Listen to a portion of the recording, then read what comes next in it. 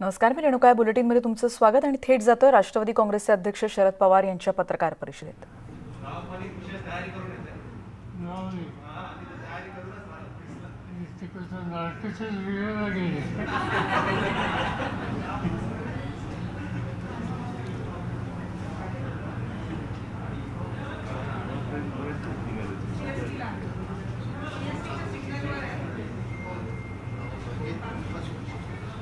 तुम्हाला एक म्हणजे छापण्यासाठी नाही, दिल्लीमध्ये आमच्या पॉलिटिकल सर्कल आम्ही सगळे वेगवेगळ्या पक्षाचे लोक बसतो आणि एक दिवशी चर्चा चालू होती की प्रत्येक राजकीय पक्षाचा प्रवक्ता आणि इरेस्पेक्टिव्ह ऑफ एनी पार्टी सगळ्यांनी सांगितलं सगळ्यात चांगला प्रवक्ता नावावा पाहिजे. सगळ्यांनी सांगितलं म्हणजे दिल्लीत यांची पत्रकार परिषद या आधी देखील आपल्याला माहिती आहे नवाब मलिक यांनी वेगवेगळ्या पत्रकार परिषदा घेतलेल्या होत्या आणि एनसीबीवर प्रश्नचिन्ह उपस्थित केलं होतं क्रूज पार्टीच्या कारवाई संदर्भात. पण या सगळ्यानंतर आता बऱ्याच घडामोडी सध्या घडतायत आणि राज्यातल्या सगळ्या घडामोडींवर शरद पवार जे राष्ट्रवादी काँग्रेसचे अध्यक्ष आहेत आणि महाविकास आघाडीतले एक महत्त्वाचे नेते ज्यांना धुरीण मानलं जातं राजकारणातले असे शरद पवार आजच्या पत्रकार परिषदेत कोणकोणत्या मुद्द्यांवर बोलणार, महाविकास आघाडी सरकारचा कारभार, विरोधकांची सातत्यानं होणारी टीका, पावसामुळे शेतकऱ्यांचं अतोनात नुकसान झालेलं आहे, सध्याचं राजकारण, येणाऱ्या पालिका निवडणुका, त्याचबरोबर स्थानिक पातळीवरच्या निवडणुका, अशा सगळ्याच मुद्द्यांवर, त्याचबरोबर आयकर खात्याच्या धाडींसंदर्भात ते काही बोलणार का? आपल्याला माहिती आहे की अजित पवार त्याचबरोबर अजित पवारांच्या निकटवर्तीयांच्या घरांवर देखील आणि कारखान्यांवर देखील छापे टाकण्यात आलेले होते. त्याचबरोबर आपल्याला माहिती आहे पार्थ पवार यांच्या संदर्भात देखील अशाच कारवाईला सुरुवात करण्यात आली होती आणि या सगळ्या मुद्द्यांवर शरद पवार नेमकं काही भाष्य करणार का, या सगळ्याविषयीची प्रचंड उत्सुकता सध्या आहे. त्यामुळे काही वेळातच या पत्रकार परिषदेला सुरुवात होणार आहे. एनसीबीची जी क्रूज पार्टी संदर्भातली जी कारवाई केलेली होती त्याच्यावर नवाब मलिक यांनी ताशेरे ओढलेले होते आणि या सगळ्याबद्दल शरद पवार काही उल्लेख करणार का, या सगळ्याविषयीची उत्सुकता आहे. थेट जाणार आहोत. आमची प्रतिनिधी स्वाती लोखंडे आता आपल्या सोबत आहे. स्वाती, खूप उत्सुकता आहे शरद पवार नेमके कोणकोणत्या मुद्द्यांवर बोलणार याच्याबद्दल काही अधिक माहिती किंवा साधारण किती वाजता किती वेळात ही पत्रकार परिषद सुरू होईल असं म्हणता येईल? नाही, I don't think so. This is okay, but in front of all of you.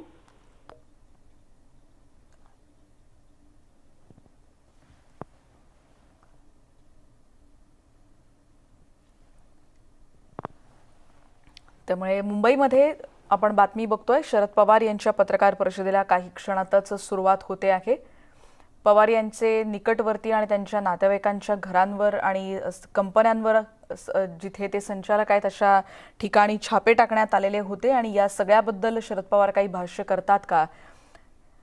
आपल्याला माहिती आहे या सगळ्यामागे षडयंत्र आहे असा आरोप देखील याआधी राष्ट्रवादी काँग्रेसच्या नेत्यांनी केलेला होता. प्रदेशाध्यक्ष जयंत पाटील देखील या पत्रकार परिषदेत उपस्थित असलेले आपण पाहतोय आणि गेल्या काही दिवसात ज्यांनी वेगवेगळ्या पत्रकार परिषदांच्या माध्यमातून एनसीबीनं ज्या पद्धतीनं क्रूज पार्टी वर ज्या पद्धतीनं ड्रग्ज संदर्भात कारवाई केली होती आणि त्याबद्दल प्रचंड ताशेरे ओढलेले होते आणि काही व्हिडिओ काही फोटो दाखवून देखील त्यांनी प्रश्नचिन्ह उपस्थित केलेले होते.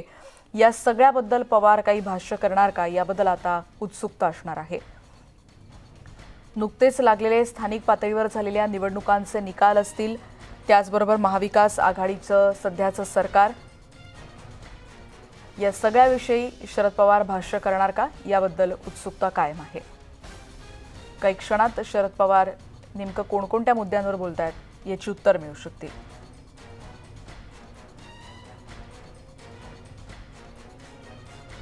त्यामुळे आयकर खात्याच्या काही दिवसांपूर्वी सुरू असलेल्या धाडी,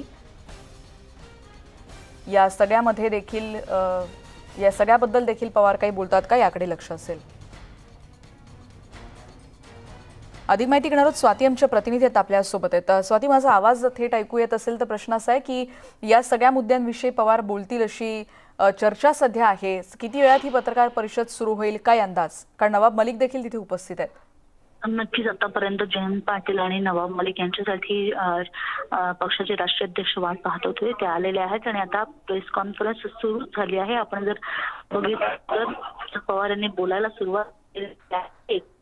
म्हणजे आपण बघितलं की मागच्या अनेक दिवसांमध्ये हरवया सुरू आहेत जो की जे नुकसान झालं राज्यात त्यांनी जे टीकाटिप्पणी सरकारच्या आणि लखीमपूरच्या या प्रकरणावर अशा अनेक प्रकरणावर शरद पवार आपल्याला बोलताना बघायला मिळतील. आज खूप दिवसांनी ते खरं तर पत्रकारांना भेटतात त्यामुळे एक खेळीमेळीचं वातावरण आहे. मी मध्ये मध्ये अगदी बाउन्सही टाकताना बघायला मिळतात आणि मध्ये खरं तर शरद पवारांची एक सर्जरी झाली होती त्यानंतर महिला ते भेटले नव्हते कोणाला भेटते त्यामुळे विषयांवर ते बोलतील असं आपल्याला बघायला मिळतंय. रेणुका अगदी खरं आहे स्वाती. आणि या संदर्भात आपल्याला माहिती आहे गेल्या काही दिवसांमध्ये ज्या पद्धतीनं धाडी टाकण्यात आल्या होत्या पवार यांच्या निकटवर्तीयांसंदर्भात देखील ही छापेमारी सुरू होती. या संदर्भात देखील काही पवार मत मांडतील किंवा या संदर्भात भाष्य करतील अशी काही चर्चा? रेणुका या क्षणी आता आपण पवारांकडे गेलं पाहिजे कारण आपण पाहतोय ते बोलायला सुरुवात झाली त्यामुळे कृपया आपण पवारांकडे जाऊया. थेट जाऊयात पत्रकार परिषदेत. आणि काही एक देशामध्ये काही परिस्थिती निर्माण होते त्या संबंधी कसल्याही प्रकारचे राजकीय मतभेद न ठेवता एकत्र येऊन त्याला समोर जाण्याच्या मुद्द्याची आहे. त्याला स्वतःला काळजी एक अशी की मला देशाच्या सीमेच्या संबंधीचा थोडाहूत अभ्यास आहे आणि गेले काही महिने आपला जो डायलॉग चीनच्या बरोबर चालू आहे त्याची कालची 13वी राऊंड संपली आणि ती 13वी राऊंड ही अयशस्वी झाली. याच्या पूर्वीच्या झालेली ही झाली. एका बाजूला चीनशी आपला डायलॉग हा अयशस्वी होतो आहे दोन्ही बाजूनी आणि दुसऱ्या बाजूनं त्याच वेळेला भूज किंवा हा जो भाग आहे तुमच्या काश्मीरमधला त्या ठिकाणी काही दुसरी रिॲक्शन प्रतिक्रिया आपल्याला बघायला मिळते आणि म्हणून 13वी राऊंड ही असफल झालेल्या दुसऱ्या दिवशी भूजला तिचा हल्ला झाला आपल्या सैनिकांच्यावर. 5 जणांची त्या ठिकाणी मृत्यू झाला. त्या 5मध्ये 4 सोल्जर होते आणि एक सिनियर अधिकारी होता. आणि त्यामुळं हे जे सतत घडतं आहे हे चिंताजनक आहे आणि मला स्वतःला असं वाटतं आणि दिल्लीच्या आमच्या अन्य पक्षाच्या सरकारांशी बोलतो आहे गव्हर्नमेंटशी बोलतो आहे की याच्यामध्ये एकत्र बसून सर्व राजकीय पक्षाच्या सरकारांनी याच्याबद्दल एक सामूहिक भूमिका घेण्याची आवश्यकता आहे. एक महिन्याच्या पूर्वी देशाचे संरक्षण मंत्री राजनाथ सिंग यांनी मला आणि ए.के. अँथनी यांना निमंत्रित केलं आणि इंडिया चायना बॉर्डरवर साधारणतः काय चाललं या संबंधीचं ब्रीफिंग केलं. त्या ब्रीफिंगला लष्कर प्रमुख नरवणे हजर होते आणि अन्य काही लोक हजर होते आणि साहजिकच त्या सगळ्या ब्रीफिंगमधनं आम्ही एका गोष्टीच्या निष्कर्षाने आलो की राजकीय प्रश्नावर अन्य प्रश्नावर आपला संघर्ष होऊ शकतो पण या प्रश्नावर काही झालं तर आपण हे राष्ट्राचा एक आघात करण्याचा प्रयत्न कुठून जर होत असेल तर या ठिकाणी कसल्या प्रकारचे मतभेद राजकारण न आणता एका विचाराने संरक्षण खात्याच्या संदर्भात जी काही भूमिका घेतली जाईल त्याच्याशी सुसंगत भूमिका आम्हा सगळ्यांची राहील आणि ही आमची कमिटमेंट आहे. कालचा हा जो प्रकार आहे तो या दृष्टीनं आणखी थोडंसं घट्ट एकत्र बसून काही पुढचा निकाल घेण्याची आवश्यकता वाटते आणि म्हणून इथून परत गेल्याच्या नंतर दिल्लीला आणखी काही सहकाऱ्यांशी आम्ही बोलणार आहोत. काही लोकांशी टेलिफोनवर बोललो आणि याच्यात एक कलेक्टिव्ह लाईन कशी घेता येईल आणि देशातल्या सर्वसामान्य लोकांनासुद्धा यासंबंधी सतर्क कसं करता येईल याबद्दल याचा अर्थ काही भीती किंवा चिंता हे नव्हे पण प्रश्न पुन्हा पुन्हा घडतो आहे आणि वाटाघाटीच्या संबंधीचा दृष्टिकोन रिजिड आहे आणि त्यामुळं याबद्दलचा हा विचार मी आपल्या सगळ्यांच्या समोर मांडू इच्छितो. आता दुसरा जो प्रश्न स्थानिक प्रश्नाच्या संबंधीचा विचार करायचा झाला देश पातळीचा, त्याच्यामध्ये 2-3 गोष्टी आहेत. एक असं आहे की आत्ता केंद्र सरकार काही इन्स्टिट्यूशन्स आहेत, त्या इन्स्टिट्यूशनचा गैरवापर करण्याच्या संबंधीची पावलं सतत टाकतात. त्याच्यामध्ये CBI असेल, इन्कम टॅक्सच्या संबंधीची ऑर्गनायझेशन असेल, ED असेल, नार्कोटिक रोड काय म्हणायचं सगळं expert control bureau narcotics NCB, या सगळ्या एजन्सी याचा वापर हा राजकीय दृष्टीने केला जातो आहे अशा प्रकारचं चित्र दिसतं. त्याच्यात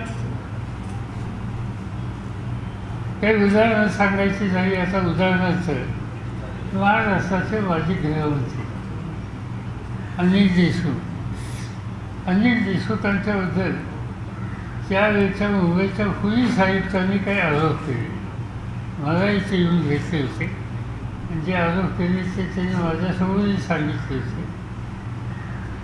पण पोलीस कमिशनरने आरोप केले आणि त्या आरोपातून जे एक वातावरण झालं त्याच्यामुळे अनिल देशमुखांना राजीनामा द्यावा लागला.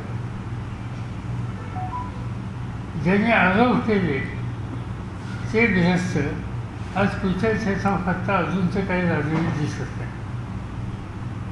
पण एक जबाबदार अधिकारी जबाबदार माणसाच्या संबंधीचे विचूटपणानं काही आरोप करतो हे तिथं कधी घडलेलं नव्हतं, ते या ठिकाणी घडलं. पण अनिल देशमुखांनी तातडीनं याच्यावर माझ्यावरचा हा आरोप काही लक्षामध्ये घेऊन त्यांनी सत्तेपासून बाजूला व्हायची भूमिका घेतली आणि दुसऱ्या ग्रस्तांनी ज्यांनी आरोप केले आणि आता त्यांच्याबद्दलच्या आरोपाची मालिका सुरू झालेली आहे. कुठं ठाण्यामधनं, कुठं नाशिकमधनं, मला काही त्याच्या खोलाची माहिती नाही, पण मालिका ही तुम्ही छापताना वाचतो. आणि त्यामुळं अनिल देशमुख हे तातडीने बाजूला झाले आणि हे ग्रस्त गायब झाले. हा फरक आहे आणि हा फरक या ठिकाणी आपल्याला बघायला मिळतो. आता या ठिकाणी अनिल देशमुखांच्या संबंधीची नंतर चौकशी ही करण्याचं काम चालू. काल माझ्या माहितीप्रमाणे त्यांच्या घरी काल 5व्यांदा छापा झाला. मला आमचं कौतुक वाटतं या एजन्सीचं. त्याच घरात 5 वेळेला जाऊन काय त्यांना पुन्हा पुन्हा मिळतं माहिती नाही, पण त्यांनी एक तो विक्रम केला हे मान्य केलं पाहिजे. 5-5 वेळेला एखाद्या व्यक्तीच्या घरामध्ये जाणं हे कितपत योग्य आहे याचा विचार करण्याची वेळ नागरिकांनी सुद्धा आलेली आहे. पण याच्याबद्दलचे शेवटी जन्मथेट व्यक्त होण्याची आवश्यकता आहे. दुसऱ्या बाजूनं काही प्रकार देशामध्ये घडते. आता तुम्ही गेले काही दिवस उत्तर प्रदेशमधल्या शेतकऱ्यांच्यावरच्या हल्ल्याचा वार्ता ठेवता लखीमपूर आणि लखीमपूरच्या संदर्भात सरळ जी काही माहिती बाहेर आली, सुदैवानं काही व्हिडिओच्या माध्यमातून लोकांना पाहायला मिळाली, त्याच्यातून एक गोष्ट स्पष्ट झालेली आहे की शांतपणानं रस्त्यांनी चाललेल्या शेतकऱ्यांच्या थव्यावर जमावर काही लोक गाडीतून येतात, त्यांच्या गाडीतून धक्के देतात त्या लोकांना आणि त्याच्यामध्ये चिरडल्यानं 3 ते 4 लोकांची हत्या केली होते. 4 शेतकऱ्यांची, 2-3 इतरांची. एक पत्रकारसुद्धा त्याच्यामध्ये होतं असं वृत्तपत्राच्या बातमीवरून दिसतं. असा प्रकार कधी घडलेला नव्हता. आता असा प्रकार झाल्याच्या नंतर त्या शेतकऱ्यांच्यापैकी काही लोकांनी स्वच्छ सांगितलं की केंद्रीय गृहराज्य मंत्र्यांचे चिरंजीव त्याच्या गाडीमध्ये होते, अर्थात ते नाकारलं गेलं. त्याच्यावर ॲक्शन घेतली पाहिजे ही मागणी झाली, पण त्या मागणीला यत्किंचित प्रतिसाद UP गव्हर्नमेंट किंवा केंद्र सरकारने दिला नाही. 6-7-5 दिवसाच्या नंतर सुप्रीम कोर्टाने याच्यावर काही प्रतिक्रिया व्यक्त केली आणि ती व्यक्त केल्याच्या नंतर ते जे मिश्रा सेंट्रलचे राज्यमंत्री गृह खात्याचे त्यांच्या चिरंजीवांना अटक करण्याच्या संबंधीची भूमिका यंत्रणेने केली. ते नव्हतेच अशी जी भूमिका केंद्रीय गृहराज्य मंत्री सांगत होते, त्यांच्या चिरंजीवांना त्यांच्या पक्षाचं सरकार ज्या ठिकाणी आहे त्या सरकारला शेवटी अरेस्ट करायला लागलं, कारण आवश्यक अशा प्रकारचा पुरावा त्यांच्या हातामध्ये आला असं दिसतं. हा जो तिसरा लखीमपूरचा प्रकार आहे, अपेक्षा अशी होती की शेतकऱ्याची हत्या झाली, जरी सत्ताधारी पक्षाच्या व्यक्तीचा आरोप असला तरी सत्ताधारी पक्षानं याच्यात काहीतरी भूमिका घेण्याची आवश्यकता होती. पण पहिल्यापासून सत्ताधारी पक्षाने याच्यात सत्य नाही अशी भूमिका घेतली. माझं तर स्वच्छ म्हणणं असं आहे की आज या प्रश्नावरून वड्याची भूमिका घेणं, अपराधाच्या संबंधीची वेळी उपाययोजना न करणं याची जबाबदारी उत्तर प्रदेशच्या मुख्यमंत्र्यांना टाळता येणार नाही. आणि त्याबरोबर गृह खात्याची जबाबदारी राज्यमंत्री म्हणून ज्यांच्याकडे आहे त्यांना अजिबात टाळता येणार नाही आणि म्हणून त्यांनी आपल्या पदापासून मुक्त व्हावं. आज त्याची अतिशय गरज आहे. त्यामुळे लोकांचा व्यवस्थेच्या संबंधीची, लॉ अँड ऑर्डरच्या यंत्रणेच्या संबंधी आणि शासनाच्या संबंधी काही त्या ठिकाणी विश्वास राहण्याच्या बद्दलची शक्यता आहे. याच्यामध्ये आणखी एक गंमत अशी आहे की लखीमपूरचा प्रश्न हा उपस्थित केल्याच्या नंतर महाराष्ट्रातल्या माजी मुख्यमंत्र्यांनी त्याच्यामध्ये काही भाष्य केलं. त्याचा अधिकार आहे, त्याच्यामध्ये माझं म्हणणं नाही. पण त्यांनी सांगितलं काय, त्यांनी सांगितलं की मावळामध्ये काय घडलं. एका दृष्टीने त्यांनी सांगितलं ते बरं केलं, कारण मावळामध्ये काय घडलं हे त्यावेळी कुणाच्या लक्षात फारसं आलं नव्हतं. त्यावेळेला मावळामध्ये जे काही झालं, शेतकऱ्यांची त्या ठिकाणी मृत्युमुखी पडले, पण ते शेतकरी मृत्युमुखी पडले त्यांना मृत्यूला जबाबदार कुणी राजकीय पक्षाचे, सत्ताधारी पक्षाचे सहकारी किंवा नेते नव्हते. तो आरोप होता पोलिसांचा की पोलिसांनी त्या ठिकाणी कायदा आणि सुव्यवस्था त्यांच्या दृष्टीने सांभाळण्यासाठी काही कारवाई केली. आता त्याला बराच काळ येऊन गेला आणि त्यामुळे आजच्या माजी मुख्यमंत्र्यांनी देवेंद्र फडणवीस साहेबांनी लखीमपूर आणि मावळ याची तुलना केली. आता मावळच्याबद्दलचं चित्र पूर्वीपेक्षा फार स्पष्ट झालं. मावळच्या ज्या शेतकऱ्यांचा ज्याच्यावर पोलिसांचा गोळीबार झाला आणि त्या काळात एक प्रकारची नाराजगी होती सत्ताधारी पक्षाच्या संदर्भात. आज त्याच मावळमध्ये लोकांच्यामध्ये ही गोष्ट लक्षात आली की त्यावेळेला आपले ज्यांच्यावर आपण आरोप केले त्यांचा याच्याशी संबंध नव्हता. या उलट या परिस्थितीत हाताबाहेर परिस्थिती जावी यासाठी स्थानिक भारतीय जनता पार्टीच्या लोकांनी प्रोत्साहित केलं आणि त्या प्रोत्साहितामुळं त्या ठिकाणी तो संघर्ष झाला. आणि म्हणून आज या मावळामध्ये लोक मृत्युमुखी पडले म्हणून त्यावेळी संताप होता. आता त्या मावळाचं चित्र बदललं. लोकांच्या लक्षात वस्तुस्थिती आली. मावळाच्या उद्देशी फारसून मी तुम्हाला सांगतो, हे एकच माझ्या जिल्ह्याचा तो तालुका म्हणून सांगतो की या तालुक्यामध्ये पुणे जिल्ह्यात सातत्यानं एकेकाळी जनसंघ आणि नंतरच्या काळामध्ये भाजप, कदाचित तुमच्यातल्या काही जुन्या लोकांना माहीत असेल की एकेकाळी महाराष्ट्राच्या विधानसभा सभेमध्ये एक अत्यंत जागृत सभासद होते, त्यांचं नाव रामभाऊ महाजी. तर रामभाऊ महाजी हे मावळचे प्रतिनिधी होते आणि त्यानंतर सतत एक 3दा जर सोडले तर स्वातंत्र्याच्या नंतर त्या ठिकाणी नेहमीच जनसंघ किंवा भाजप निवडून आले. पण ज्या वेळेला पाठीमागच्या सरकारच्या काळात म्हणजे काँग्रेस राष्ट्रवादीच्या सरकारच्या काळामध्ये मावळचा गोळीबार ज्याचा उल्लेख माजी मुख्यमंत्र्यांनी केला, त्याच मावळामध्ये त्या गोळीबाराच्या काळामध्ये लोकांना भडकवण्याचं काम कुणी केलं हे मावळच्या जनतेच्या लक्षात आल्याच्या नंतर आत्ता जी निवडणूक झाली त्या निवडणुकीमध्ये राष्ट्रवादी काँग्रेस पक्षाचे उमेदवार 90,000 मतांनी निवडून आले. 90,000 मतांनी. काय त्यांचं नाव? सुनील शेळके. 90,000च्या डिफरन्स.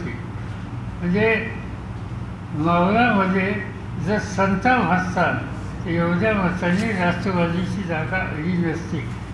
आणि म्हणून एका दृष्टीनं माजी मुख्यमंत्र्यांनी मावळाचं उदाहरण काढलं हे बरं झालं. त्यांनी थोडंसं मावळाची मानसिकता आत्ता काय ही जर समजून घेतली तर मला वाटतं की त्यांच्या ज्ञानात भर पडेल. एवढंच मला त्या संबंधीचं सांगायचे, कारण त्याचा उल्लेख त्यांनी त्या ठिकाणी केलेला.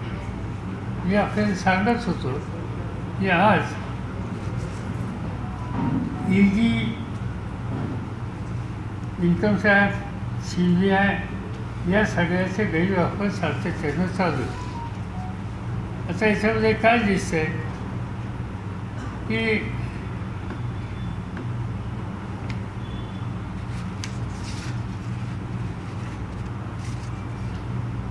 काही लोकांना आणि पक्षांना त्याच्यात बदनाम करण्याच्या बद्दलची खबरदारी घेतली जाते. तुमचं पुढं नवाब मलिक साहेबांनी यापूर्वी काही मला वाटतं की ब्रीफिंग केलं आणि काही परिस्थिती तुमच्या पुढे ठेवली. मी त्याच्याबद्दल माहिती घेण्याचा प्रयत्न केला. साधारणतः माझा थोडा बहुत जो गव्हर्नमेंटमधला अनुभव आहे तो राज्यातला असेल किंवा केंद्रातला असेल. तर यंदाच्या वर्षी मला 54 वर्ष होतात सतत विधिमंडळात किंवा संसदेमध्ये जाऊन, आणि राज्यात आणि केंद्रामध्ये काम करायला 26 वर्ष होतात. तर थोडं बहुत प्रशासनाची मला माहिती आहे. मी सांगतो एवढ्यासाठी की आम्ही लोकांनी नेहमीच प्रशासनाशी आमचे संबंध चांगले आहेत. व्यक्तिगत मला मी विरोधी पक्षात होतो किंवा सत्ताधारी पक्षात होतो, मला महाराष्ट्राच्या काय ते सचिवालयामध्ये काम करणारे जे कोणी सरकारी असतील त्याच्यात कधी मला असं अंतर जाणवलं नाही. कारण आमचा सुसंवाद सगळ्यांचा असतो आणि सत्तेचा उन्माद आम्ही लोकांनी कधी दाखवला नाही. म्हणजे माझ्या पुस्तक सांगत नाही, इथं जे आमचे सगळे सहकारी होते त्यांच्यासह सांगू इच्छितो. आता इथं काय घडलं आहे, इथं नवाब मलिकांनी एका व्यक्तीच्या संबंधीची काही मतं मांडली. त्याच्यामध्ये एका अधिकाऱ्याच्या बद्दलचा अनुभव घेतला. मी केंद्र सरकारमध्ये काम केलेल्या अधिकारी असल्यावर थोडी बहुत माहिती घ्यायचा प्रयत्न केला. ते जे अधिकारी आहेत त्यांचं नाव वानखेडे आहे त्यांचं नाव आहे. आणि याच्या आधी एअरफोर्सवर काय ते एक्साईज आणि चेकिंग विकत असतात त्यामध्ये ते काम करणारे होते. तिथल्यासुद्धा काही कथा मला ऐकायला मिळाल्या, पण माझ्याकडे पूर्ण त्याचं चित्र नाही म्हणून मी त्याचा भाष्य करू इच्छित नाही. पण इथं काय झालं, इथं 2 एजन्सीज आहेत. एक केंद्र सरकारची नार्कोटिक्सच्या संबंधीची ॲक्शन घेणारी एक एजन्सी, राज्य सरकारची मुंबई पोलीसची सुद्धा या क्षेत्रात लक्ष देणारी दुसरी एजन्सी. आम्ही माहिती घ्यायचा प्रयत्न केला की गेल्या काही दिवसात किंवा वर्षात केंद्राच्या एजन्सीनी तिची रिकव्हरी केली. तर त्याचं उदाहरण माहिती जी काही मिळते ती अतिशय थोडी, म्हणजे नंबर कदाचित असेल पण क्वांटिटी ही शिल्लक आहे अशा प्रकारचं चित्र दिसतं.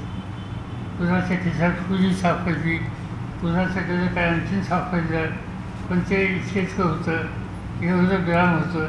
याच्या उलट मुंबई पोलीसचा हा नार्कोटिक्सचा विभाग आहे, त्यांनी जे कॉन्फिस्केशन केलं, जे काही पकडलं, त्याचा एकंदर प्रमाण हे केंद्राच्या एजन्सीच्या पेक्षा कितीतरी अधिक होतं. आणि त्यामुळं त्याच्यातून एक गोष्ट शंकेला जागा अशी येते की राज्याची एजन्सी ही दिलेलं काम प्रामाणिकपणानं सखोलपणानं करते, आणि ही जी सेंट्रलची एजन्सी मुंबईतली जी आहे ती आम्ही काहीतरी करतो या संबंधीचं रेकॉर्ड सरकारला देण्याच्यासाठी जे काही करावं लागेल तेवढं सीमित काम करतात का काय, अशी शंका त्या एकंदर क्वांटमवरनं ह्या निश्चितपणानं त्या ठिकाणी येते. आता त्याच्यामध्ये लोक पकडले. माझ्या वाचनात आलं कुणी गोसावी म्हणून कोणतरी त्याचे साक्षीदार होतं का, KP गोसावी साक्षीदार हो. पंच. ते आता साधारणतः कुठेही गुन्हा घडला किंवा काही प्रकार घडला तर पोलीस यंत्रणा असेल, सेंट्रलची एजन्सी असेल, तर त्यावेळेला पंचनामा प्रथम करतात. पंचनामा करून त्या पंचनामात नक्कीचे वचे काय, काउंटर किती वगैरे वगैरे हे त्यांनी खोटं वितर लिहिलं असं कुणी आरोप करू नये म्हणून पंचांना बोलवतात. पंचांच्या समोर ते सगळी लिखापत होते, पंचांच्या सह्या घेतल्या जातात. ही साधारणतः पद्धत आहे. आणि साधारणतः जे काय ॲक्शन घेतात अधिकारी ती योग्य आहे, त्याच्याबद्दलची कोणी शंका घेऊ नये याची खात्री वाटावी अशा कॅरेक्टरच्या, अशा पद्धतीचे हे पंच असले पाहिजे. आता असं दिसतंय हे कोण गोसावी कोण जे होते ते गेले काही दिवस फरार आहेत का काय मला माहिती नाही, पण सापडत नाहीत. काय ते व्हायरच आहे, स्कॉन्डिंग आहे. आता पंच म्हणून ज्याची निवड केलेली असेल की जो नंतर येऊसुद्धा इच्छित नाही, समोर जायला तयार नाही, पोलिसांच्या सोबत जायला तयार नाही, नार्कोटिक ब्युरोमध्ये भेटत नाही, याचा अर्थ त्यांची इंटिग्रिटी आणि त्यांचं एकंदर काय जे कॅरेक्टर आहे त्याच्यातनं संशयास्पद दिसतं.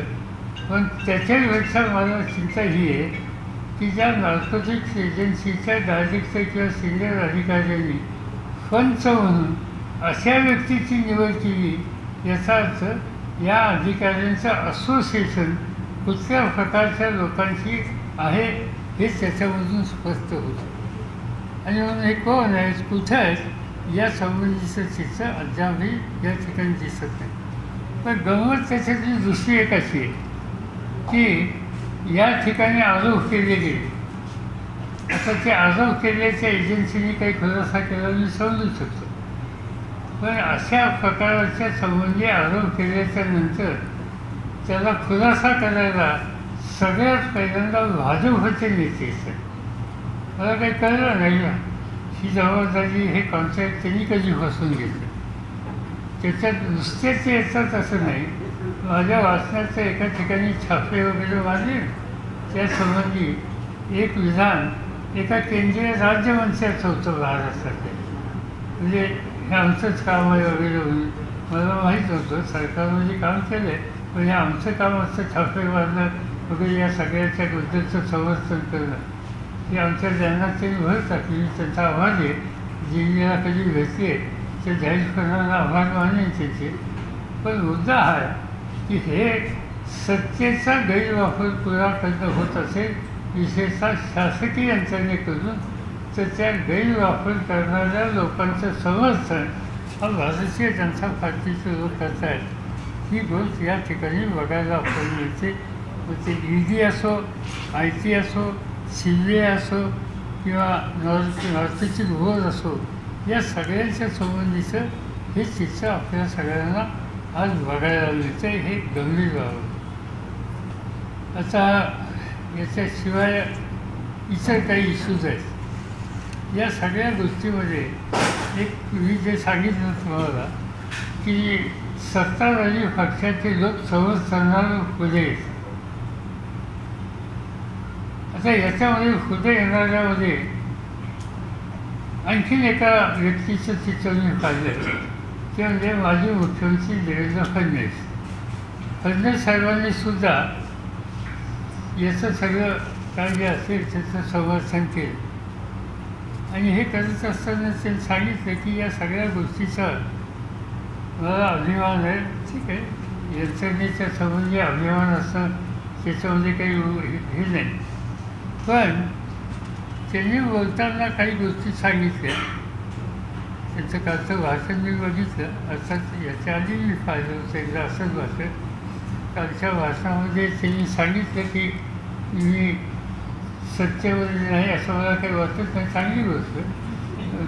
त्यांच्यामध्ये मी मुख्यमंत्रीच आहे असं स्वच्छ त्यांनी सांगितलं.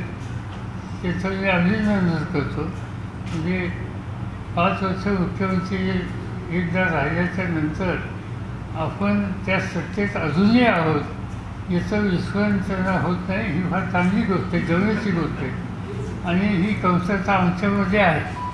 मी 4 वेळेस मुख्यमंत्री होतो पण माझ्या लक्षात नाही ही कमतरता आमच्यामध्ये. तर ही कमतरता मी कबूल करतो, त्याच्याबद्दल बोलणं आहे. आणि परत मी असं कधी म्हणलं नव्हतं. पण निवडणुकीच्या काळात तुम्ही लोकांनी काही भाषण दाखवलं, मी येणार वगैरे पुन्हा येईल. हां. तर त्यामुळं तेव्हापासून हे न येण्याचं आणि या लोकांनी सरकार विरोधाच्या वेदना किती सखोल आहेत हे याच्यामध्ये दिसतं आहे.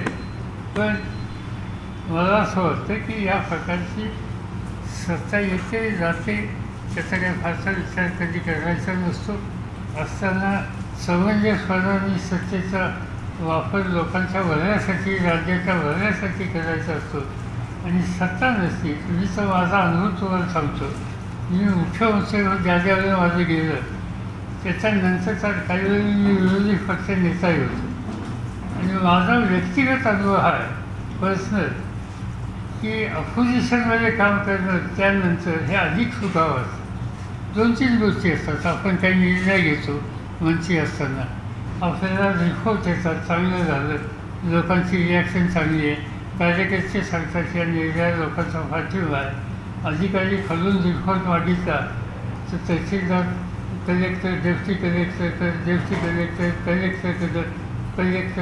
विभागीय आयुक्ताकडे, विभागीय आयुक्त मंत्रालयाकडं आणि शेवटी मंत्र्याकडनं मुख्यमंत्र्याकडे द्यायचं. हे सगळं सांगतात अतिशय उत्तम परिस्थिती. पण ज्यावेळी तुम्ही पदावर नसता आणि खाली फिरून लोकांच्यात आपल्या निर्णयाच्या संबंधीचं वास्तव चित्र काय हे बघता त्यावेळी खूपदा तुम्हाला मिळालेल्या अहवाल आणि वस्तुस्थिती याच्यात अंतर असतं. आणि त्यामुळं सत्य नसल्याच्या नंतर या सगळ्या गोष्टीचं असेसमेंट करायची एक संधी असते. आणि म्हणून मी स्वतः माझ्यापुरतं सांगतो याचा आनंद मला नेहमी मिळालेला आहे आणि शिकायला मिळालेला आहे.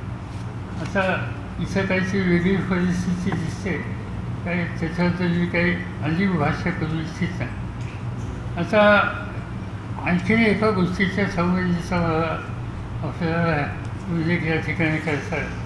महाराष्ट्रातल्या जनतेचं मला अंतःकरणापासून आभार मानायचे की परवा लखीमपूरच्या प्रश्नावरून हा जे महाराष्ट्रातल्या प्रमुख 3 राजकीय पक्ष आहेत, शिवसेना असेल, काँग्रेस असेल, राष्ट्रवादी असतील, त्यांचे छोटे मित्र असतील, या सगळ्यांनी बंद करण्याच्या संबंधीचा निर्णय घेतला. आणि 7 राज्यामध्ये एका दुसऱ्या ठिकाणी कुठं काहीची किरकोळ जर वाट होती की एवढ्या मोठ्या प्रमाणात निबंध असताना त्या निबंधामध्ये शिवसेनेसह सगळे सहभागी असताना तो निबंध शांततेने झाला. याच्यासाठी सामान्य जनतेला, नागरिकांना आपण धन्यवाद द्यायला पाहिजे. जसा राष्ट्रवादी काँग्रेसच्या कार्यकर्त्यांना धन्यवाद द्यायला पाहिजे, काँग्रेसच्या कार्यकर्त्यांना धन्यवाद द्यायला पाहिजे, शिवसेनेच्या कार्यकर्त्यांना धन्यवाद द्यायला पाहिजे आणि त्याहीपेक्षा महाराष्ट्रातल्या जनतेला धन्यवाद द्यायला पाहिजे की या सगळ्यामध्ये अत्यंत संयमानं, समंजसपणानं. आणि दुसरी गोष्ट अशी की लक्ष्मीपुरला हा प्रकार घडला उत्तर प्रदेशमध्ये, शेतकऱ्याची हत्या झाली याच्यासंबंधीच्या कॉग्निझन्सची नोंद महाराष्ट्रातला सामान्य माणूस हा सुद्धा घेतो. तो राष्ट्रीय कुठं आपत्ती अशी कोणाकडनं आली असेल तर त्यासंबंधीची संवेदना व्यक्त करतो. अशा प्रकारची भावना आज अन्य ठिकाणी होते. मला उत्तर प्रदेशमधल्या काही लोकांचे आज फोन आले की आमच्या राज्यात या प्रश्नाची तीव्रता आहे, पण महाराष्ट्रामध्ये, मुंबईमध्ये, ठाण्यामध्ये, पुण्यामध्ये, नागपूरमध्ये या प्रश्नावर लोकांनी जी सहानुभूती आम्हा लोकांच्या बद्दलची दाखवली त्याबद्दल आम्ही खरं कृतज्ञ आहोत. अशा प्रकारचे उद्गार त्या राज्यातल्या काही आमच्या सरकारी मित्रांनी फोन करून सांगितले. आणि म्हणून महाराष्ट्रातल्या जनतेचं या ठिकाणी खास आभार मानले पाहिजेत आणि या सर्व पक्षीय कार्यकर्त्यांच्याबद्दल त्यांचे आभार मानले पाहिजे. आता आणखीन एक प्रश्न जरा वेगळा आहे, त्याचा या सगळ्या राजकीयाशी संबंध नाही, पण काही लोकांनी आता एक नवीन कॉन्ट्रोवर्सी करायची सुरुवात केलेली दिसते. आणखीन एक 15 दिवसांनी महाराष्ट्रात साखर कारखाने सुरू होते. जी माझी माहिती आहे, यंदाच्या वर्षी पाऊस काळ चांगला असल्यामुळं ऊसाचं उत्पन्न फार आहे आणि ज्या पद्धतीनं धरणं आता भरली ची एकंदर स्थिती पाहिली तर पुढच्या वर्षीसाठी ऊसाची लागवड ही महाराष्ट्रात आणखी जादा होणार आहे. त्यामुळे यंदा आणि पुढच्या वर्षी महाराष्ट्रामध्ये ऊसाच्या उत्पादनाच्या संबंधीचा रेकॉर्ड ब्रेक होईल ही स्थिती त्या ठिकाणी दिसते. आता काही लोकांनी एक अशी सुरुवात केलेली आहे की ऊसाचा पुरवठा केल्याच्या नंतर एका रकमेनं शेतकऱ्याला पैसे द्यायला पाहिजे. मागणी काही फारशी चुकीची असं मी म्हणत नाही, पण याच्यामध्ये सिस्टीम काय हे बघितले पाहिजे. आज आता शेजारचं राज्य गुजरात राज्यामध्ये सुद्धा सहकारी संस्था चांगल्या आहेत, तिथली सहकारी साखर कारखानदारी चांगली. आज गुजरातमध्ये ऊस कारखान्याला घातल्याच्या नंतर 50% पैसे ऊस घातल्या मिळतात शेतकऱ्याला आणि त्याच्यानंतर 2 महिन्यांनी आणखी 30% पैसे देतात. दिवाळीच्या वेळेला सण असतो तेव्हा सणाच्या वेळी पैसे द्यावेत अशी अपेक्षा असते आणि त्यानंतर साखर विकल्यावर राहिलेली सगळी 20% ती रक्कम दिली जाते. याचा अर्थ गुजरातमध्ये 3 हप्त्यात पैसे दिले जातात. महाराष्ट्रामध्ये वर्षोनवर्षी हीच पद्धत होती. अलीकडे काही लोकांनी एका कारखान्याने सांगितलं एखादा प्रेस देतो, मागणी सुरू झाली, सगळ्यांनी सुरू केली, आंदोलनं सुरू केली आणि एक नवीन शब्द आला, चुपरे देऊ नका, आम्हाला तुम्ही एकाच रकमेत द्या, चुपरे देऊ नका. याचा अर्थशास्त्र समजून घेतलं पाहिजे.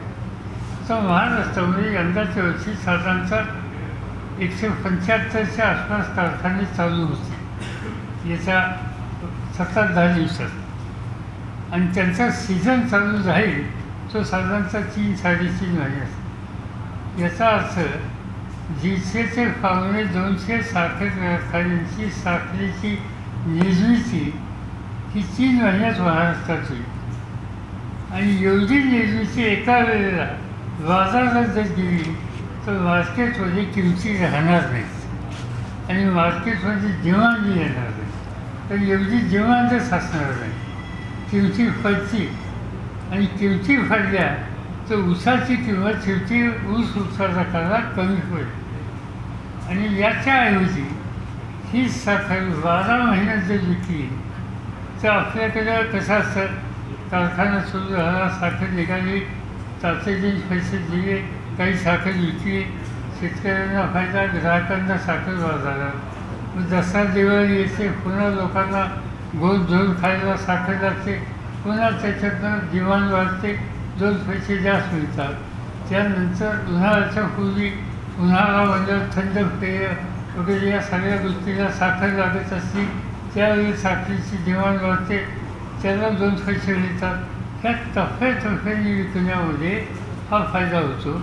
आणि एकदम विकायची झाली तर स्टोरेजचं संकट, खरेदीदाराचं संकट आणि कमी किमतीचं संकट, या तिन्ही बाजूंनी नुकसान. आणि शेवटी ह्याचं नुकसान ऊस उत्पादकाचं होतं, दुसरं कोणाचं नाही. आणि म्हणून माझे आग्रहाची विनंती या संबंधीचे जे आमचे सगळे विषय आहेत की बाबांनो, तुम्ही याचा अर्थशास्त्र बघा, त्याचं अर्थशास्त्र बघून वर्षाचं त्याचं गणित काढा आणि फायदा तोटा त्याच्यात नक्की काय होतं हे असेच करा. त्याच्यातूनच हा प्रश्न सुटेल. आता देण्याची कुवत नसतानाच दिले पाहिजे याचा अर्थ मग कर्ज काढून द्यायला पाहिजे. कर्ज काढून द्यायचं म्हणलं तर व्याजही द्यावं लागेल त्या कर्जाला. आणि कर्ज आणि व्याज या दोन्ही गोष्टी काढल्याच्या नंतर शेवटीची रक्कम कोण देणार? त्या कारखान्याचा ऊस उत्पादक त्याच्यावरच पडणार आहे, म्हणजे त्याच्या किमतीवर त्याचा परिणाम होणार आहे. आणि म्हणून याचा परिणाम कारखाने हे संकटात जाण्याची शक्यता नाकारता येत नाही. नेतृत्व करणाऱ्या लोकांनी असे जे कधी करू नये. विशेषतः अर्थव्यवस्थेशी संबंध असलेल्या संस्थांची. एकच उदाहरण तुम्हाला सांगतो. तुम्ही सगळे मुंबईकर आहात. एकेकाळी मुंबई हे वस्त्रोद्योग धंद्याचं देशाचं सेंटर होतं. तुम्ही लालबाग किंवा त्या भागात गेला तर सगळीकडं गिरण्या असायच्या. सकाळी आपण 7-7:30ला घराच्या बाहेर पडलो तर हातात दसव्या घेऊन गिरणीमध्ये काम करणारा मजूर हजारोच्या संख्येने रस्त्यावर दिसतात. आज गेला आणि त्याचं कारण गिरण्या बंद झाल्या. कोणतरी एक आमच्या सहकार्यांनी या संबंधीच्या गैरबाजूने मागण्या केल्या एकेकाळी आणि त्या मागण्यातून शेवटी या गिरण्या बंद पाहिजे. आम्ही विधिमंडळामध्ये सकाळसुद्धा आमच्या सहकार्याला सांगत होतो की ताणावं पण तुतेपर्यंत चालू नाही. पण तुतेपर्यंत चाललं गेलं त्याचा परिणाम आज मुंबईतल्या कापडधंदा, महाराष्ट्रातला कापडधंदा जवळपास संपलेला आहे. मुंबईचा 100% संपलेला आहे. ती अवस्था उद्या महाराष्ट्राच्या ग्रामीण भागाचं वैभव म्हणून ओळखला जातो त्या साखर धंद्याच्या बाबतीत होऊ नये अशी माझ्यासारख्याची अपेक्षा आहे. आणि म्हणून याच्यामध्ये जे कुणी या संबंधीचा आग्रह करत आहेत त्यांनी जरूर विचार करावा. चर्चा करायची असेल तर आम्हा लोकांच्यावर चर्चा करावी. आपण याच्यातून बसून मार्ग काढू शकतो.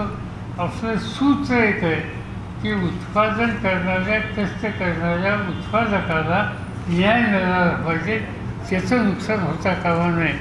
आणि म्हणून आज अशा प्रकारच्या गोष्टी त्या ठिकाणी केलेल्या आहेत. काही लोकांनी सांगितलं की बंद करलेल्या ज्या गिरण्या आहेत ज्याच्या साखर धंद्यातल्या त्याच्या बाबतीत काही लोकांनी, काही नेत्यांनी खरेदी केल्या वगैरे वगैरे वगैरे.